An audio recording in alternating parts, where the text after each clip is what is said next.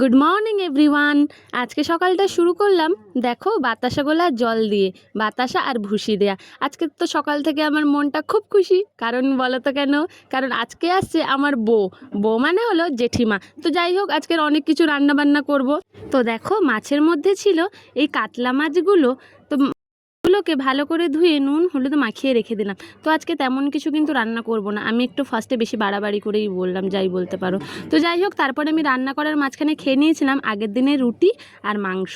তো আজকে রান্না করেছিলাম মুসুর ডাল, করেছিলাম পেঁয়াজ শুকনো লঙ্কা আর রসুন কোচানো দিয়ে, আর করেছিলাম ছোট ছোট বেগুন ছিল, সেগুলোকেই ভেজেছি। আর ওল আর আলু ভাতে দিয়েছি, সেটা না দেখাতে ভুলেই গেছি। আর করেছিলাম মাছগুলো আলু দিয়ে একদম মাখা মাখা ঝাল।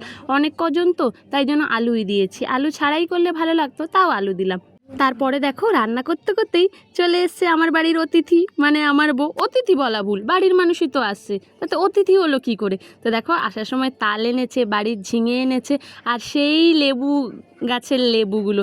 এই লেবুগুলোকে না আমাদের দেশে বলে গোঁড়া লেবু, জানি না এখানকারের কে কী বলে। আর লেবুগুলো তো প্রচণ্ড রস, এগুলো কিন্তু গন্ধরাজ লেবুর মতো না। আর এটা একটা পিঠে, কি পিঠে বলো তো?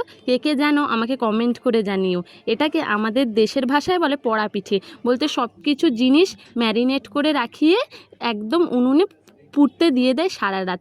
একটু কেক কেক টাইপের, একটু শক্ত, কিন্তু এক কথায় অসাধারণ লাগে। সেই একটা পোড়া পোড়া ফ্লেভার, অসাধারণ অসাধারণ।